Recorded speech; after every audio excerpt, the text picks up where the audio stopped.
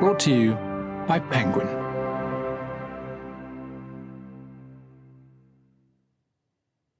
Dear Minnie, Conversations with Remarkable Mothers. Written and read by Stacey Dooley, with additional narration by Bryony Hannah, and with special thanks to the mothers and contributors who read their own letters. To King Kev and Minnie, our little werewolf. I'm not a good girl, I'm a werewolf. What a little gang we've made. Introduction. Dear Minnie, my darling baby girl, it's 9:10 and you are still in the bath downstairs with Nanny. Your teeth have been giving you hassle all day and you've had the ump. But we've had a nap since then and you are back on form. For now. So I'm upstairs in the office and your dad is down in London presenting an award at the Palladium. Fancy. Wearing 6-inch high heels. He's playing a drag queen next month and he's desperate to nail his walk. He turned the house upside down earlier trying to find them. Who's moved my heels? Spoiler, they were in his wardrobe. How unexpected. My sweetheart Minnie, it's tricky to know where to even begin with this letter. How do I go about trying to tell you what you mean to me? I'll well up every time I try and even describe the love I hold for you. My little showstopper, my best little pal. The love of my life. Let me fill you in and talk you through when I found out I was preggers. I sort of knew, to be honest, even before I took the test. I just knew. I just had this instinctive feeling. I'd been working in town and had finished early enough to go and have a nose around Selfridges. I went and had noodles in the food hall, and then I was just mooching around and completely coincidentally ended up near the chemist concession. I remember buying the pink toothpaste that I'm into and then going up to the pharmacist, standing behind the till and very quietly asking for a pregnancy test. I don't remember feeling particularly nervous, but I must have been trying to appear discreet. And the lady was such a goodie. She obviously realised I was trying to buy it low-key and offered to staple shut the top of the paper bag so no one could see what was in it. How thoughtful. I actually owe her a massive thank you the next time I'm there.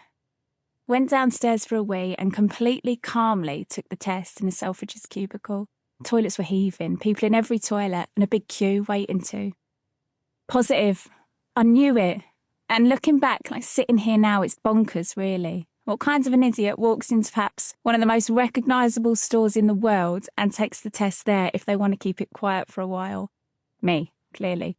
I remember calmly pulling my jeans up and exhaling and feeling quietly delighted and a bit wired and hot. It's so bloody hot in those loos. Some of my pals tell me of their sheer disbelief when finding out. I didn't really feel like that. Like I said, it was more like confirmation. Fuck, a baby! How exciting and how massive a deal. Not me, at this point, anyway. Your dad was filming a series for ITV at the time. I jumped in a black cab and texted him. I can't remember exactly whether I typed, I'm pregnant, or whether I sent a photo of the test itself. But I vaguely recall him thinking I was taking the piss, and then him realising, wait, are you for real? Like, are you being serious?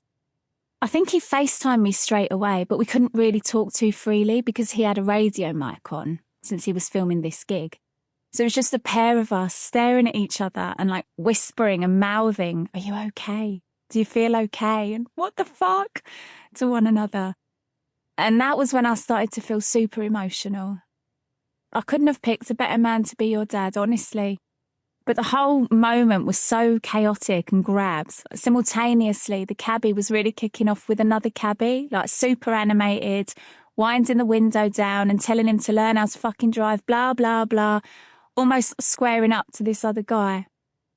He was already pissed off. We were living in southeast London and he didn't want to go south of the river.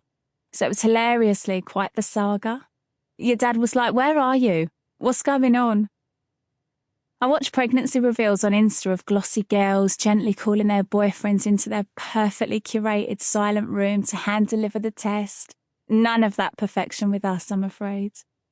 So that night, your dad was on the telly and it was live, and when the camera passed him, he looked straight down the lens and mouthed, I love you, Stace. And I thought, no one knows I'm pregnant. This is the coolest, most special little secret. We didn't tell anyone for months, except... Sample complete. Ready to continue?